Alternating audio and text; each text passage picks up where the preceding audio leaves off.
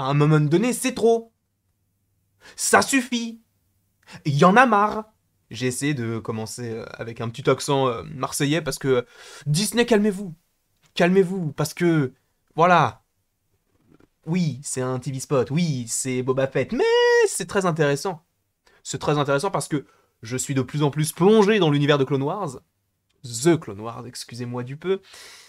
Et je dois dire que j'adore. J'adore, et le fait de voir une série sur Boba Fett qui est à l'origine un clone, évidemment que l'on a découvert pour la plupart dans la première trilogie, même s'il n'avait pas un très grand rôle. Après, on l'a revu d'autant plus en tant que jeune garçon dans les... Je crois que c'était à partir de l'attaque des clones, il me semble. Et surtout, son personnage-là, même si, bon, ce Boba Fett-là, enfin, en tout cas, ce clone-là est particulier, t'en avais d'autres. T'avais d'autres clones, t'avais Django, si je ne dis pas de bêtises. Enfin, après, t'en as plein, t'as Cody, tu as évidemment Rex, qui est lui, alors le GOAT.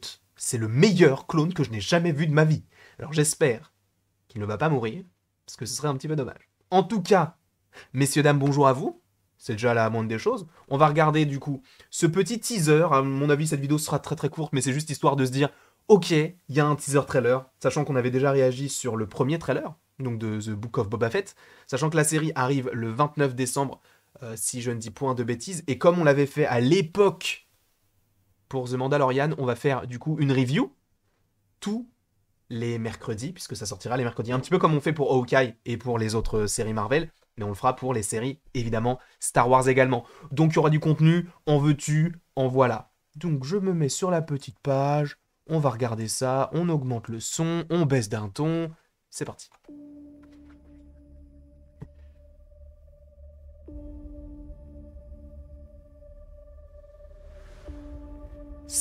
Excusez-moi, mais ça c'est pas une série. C'est incroyablement beau. Tu me diras... I am Boba Fett. The Book of Boba Fett, streaming December 29th. Ah, c'est si court que ça. Ah ouais. Ah ouais, d'accord. Ah bah très bien. Ok.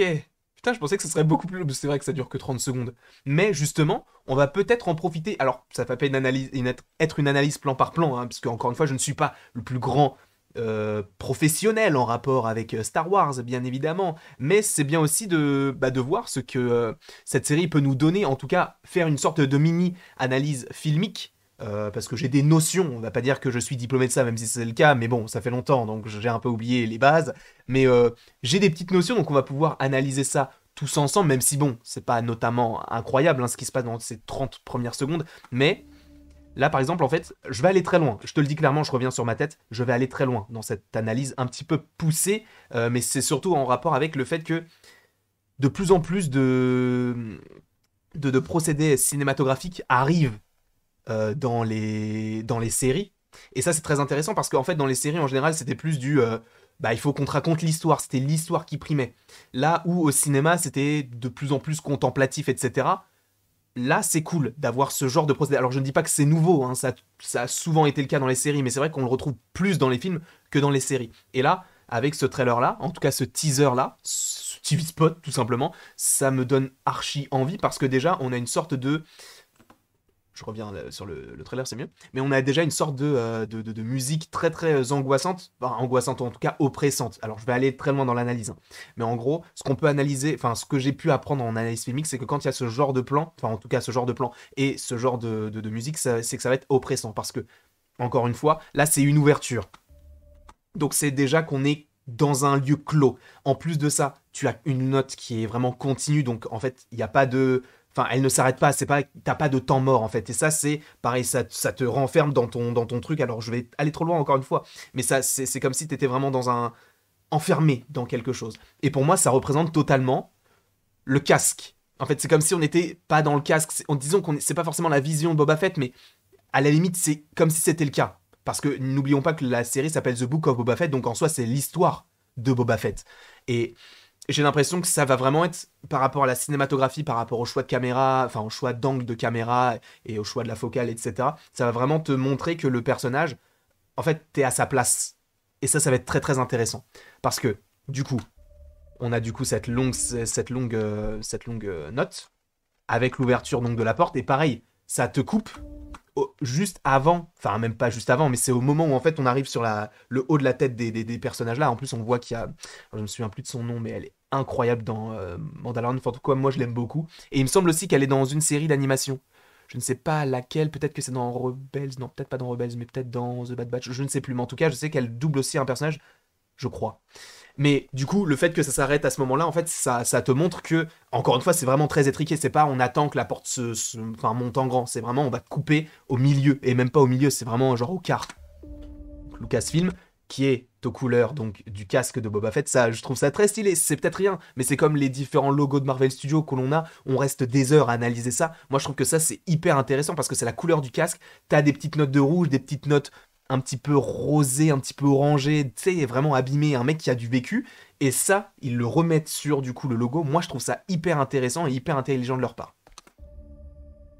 Pareil, ce que j'aime beaucoup aussi, c'est qu'ici, il y a vraiment une absence de son. Que ce soit ici, où on n'entend pas la porte se lever, on n'entend rien du tout, à part la musique. Pareil pour ce moment-là, du coup, où justement, là, on devrait entendre des... Enfin, tu vois, le moteur, ou en tout cas la vitesse des petits pods là, qui sont juste ici. Donc là, on comprend que ça peut être Boba Fett. Là, on voit que ce sont donc des... Pas des clones, mais des sortes de ninjas, en tout cas. Enfin, des ninjas. En tout cas, des personnes qui sont plutôt à l'aise de leurs jambes, hein, comme des Yamakasi. Ce genre de plan, moi, ça me fascine. De se dire qu'on a ça sur mon écran d'ordinateur, alors que la série n'est même pas encore sortie. Dans le sens où, une série, c'est quelque chose que tu regardes chez toi. C'est pas... Il y a très peu de séries qui vont au cinéma. Enfin, il y en a même aucune. Mais du coup, c'est quelque chose... En tout cas, ce plan-là est très cinématographique. C'est des plans que tu contemples dans une grande salle, avec un grand écran, etc. Là, le fait d'avoir ce genre de plan, chez toi, il y en a qui vont dire oui, mais c'est pas la même chose, je ressens moins l'émotion. Moi, je trouve ça hyper beau. Je trouve que c'est hyper intelligent de leur part parce que ça montre que les séries, en fait, elles sont passées dans un niveau au-dessus et que ce soit au niveau de l'histoire ou même que ce soit au niveau du format. Hein, parce que avant, t'avais des séries de 20 épisodes par saison. Maintenant, t'as des séries, par exemple, Obi-Wan, apparemment, il pourrait y en avoir que 4. Tu vois que ça. En fait, le format classique des séries, il est changeant. Et c'est très intéressant parce que ça te montre que les séries, c'est pas juste, y a pas juste un, c'est pas un carcan, enfin, y a pas un seul format de série. Et moi, je trouve ça hyper intelligent. Et le fait, d'en plus, du coup, de se dire, bah, c'est Disney derrière, il faut qu'il y ait du budget avec ce genre de plan. Moi, je trouve que le budget est justifié. Je sais pas pour vous, mais moi, je trouve que oui. Le casque, donc, du petit Boba Fett, qui est évidemment aux couleurs, donc, précédentes. Ça va être assez intéressant aussi de savoir comment est-ce il a pu sortir du Sarlacc. Parce que on l'avait quitté dans la bouche du Sarlacc. J'aimerais bien savoir comment il s'en est sorti, parce que j'ai pas l'impression que ce soit possible, mais à voir, évidemment. Donc ça sera pour... Je vais baisser peut-être un petit peu le son. Ce sera donc pour le 29 novembre, donc une semaine après la série Hawkeye. Donc là, pareil, hein, on a une sorte de... Ça, c'est plus une sorte de... Comment on appelle ça de bird's eye shot. Enfin, en tout cas, tu te places à la place de soit un vaisseau, soit un oiseau. Donc tu vois, en fait, comme si... Enfin, si c'est une vue en plongée, tout simplement, où tu vois donc le paysage, quoi. On pourrait même appeler ça une sorte de... un plan d'ensemble, une sorte d'establishing shot. Du coup, ça te montre, en fait, le paysage et ça t'établit, en fait, le contexte. En tout cas, le contexte géographique. Là, du coup, c'est son vaisseau fer à repasser. Que lui, il est stylé, mais bon, pour moi, ça ressemble vraiment trop à un fer à repasser. Et en plus de ça, il me semble qu'il y avait une petite référence, je crois, dans Star Wars 8. Alors, c'était pas forcément ce vaisseau-là précisément, mais à un moment donné, t'avais un vaisseau qui ressemblait à un fer à repasser, et dans la scène d'après, t'avais un mec qui repassait son costume. Je trouvais ça... Moi, j'ai bien aimé Star Wars 8, donc je sais pas si vous l'avez apprécié, n'hésitez pas à me le mettre en commentaire. Moi, c'est mon Star Wars préféré, donc je peux comprendre que ça ne plaise pas à tout le monde et qu'il n'a plu à personne, mais bon, moi, j'ai beaucoup aimé. Mais donc là, on a les deux personnages, et je suis désolé, mais ça fait très Old Man Logan, ou peu importe, ça fait vraiment le mec qui revient pour tout défoncer, c'est le mec mystérieux avec sa cape, sa capuche, etc. Ça fait totalement ça. Et là, je pense que ça, c'est peut-être ce qu'il se passe même peut-être un petit peu avant ce que l'on voit dans The Mandalorian, parce que là, on a l'impression que, vu que ce personnage-là a donc l'arme, je crois qu'elle s'appelle Mina, non, c'est peut-être pas Mina, je sais plus comment elle s'appelle, mais en tout cas, ce personnage-là, donc a une arme, tu vois que c'est comme si ils étaient entrés là par effraction. Tu vois qu'en plus, il a pas forcément le casque, Donc on peut supposer que certains moments se passeront avant ce que l'on avait dans The Mandalorian, puisque dans The Mandalorian, il a déjà ce vaisseau-là. Voilà, donc peut-être qu'il y aura des flashbacks, et du coup, The Book of Boba Fett, ce sera des chapitres, et du coup, des chapitres qui seront avant et après The Mandalorian, puisque ça m'étonnerait beaucoup qu'on te montre que ce qu'il s'est passé, plutôt que ce qui va se passer. Moi, je préférais ce qui se passerait... Enfin, j'aimerais bien savoir comment est-ce qu'il est sorti, parce que ce serait l'occasion parfaite d'expliquer comment est-ce qu'il est en vie, mais c'est vrai que j'aimerais savoir ce qui va se passer pour la suite, sachant que maintenant, il est le roi, ou enfin le roi en tout cas, il est le grand Manitou de là où il est arrivé, du coup, à la fin de The Mandalorian. Donc là, c'est Witness, c'est quoi? C'est Witness, je sais plus, mais The Return, c'est le retour. Donc là, on voit que c'est... Bon, après, c'est pas non plus incroyable, mais il est en bout de table. Ça te montre que c'est le mec qui est en charge de tout maintenant. Tout le monde le regarde, du coup, c'est genre, vas-y, maintenant, qu'est-ce qu'on fait? Et là, ça fait vraiment, en fait, le patriarche. Et je trouve que son armure est archi stylée. Et par ailleurs, tu sais quoi? Vous êtes là? Je sais pas si vous voyez bien parce que j'ai pas de retour. Mais c'est la pop donc de Boba Fett dans la série The Mandalorian. J'aurais peut-être dû la mettre là d'ailleurs, mais je l'avais pas encore présentée. Donc vous avez une petite exclusivité mondiale. C'est super intéressant pour vous. Je ne sais pas, je ne pense pas. On continue. Et ça c'est incroyable. Ça, c'est, pour moi, c'est un des moments les plus stylés. C'est que, en fait, tout au long du teaser, ça ne fait que monter crescendo au niveau de la musique.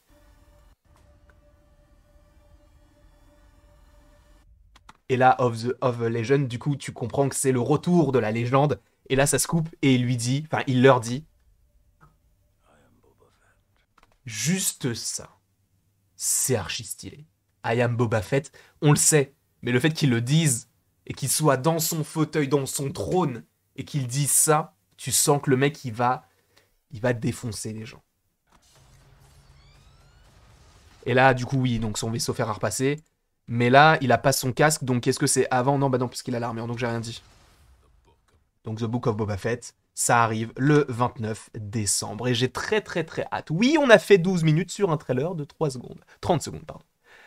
On est allé loin, mais bon, c'est pas très grave. En tout cas, j'espère que cette vidéo vous aura plu. Sachant qu'elle n'était pas du tout prévue, n'hésitez pas à l'aimer, à la partager, à la commenter et à vous abonner. Cela me ferait évidemment extrêmement plaisir. Et après toute cette longue vidéo, il ne me reste plus qu'à vous dire à la prochaine pour la prochaine.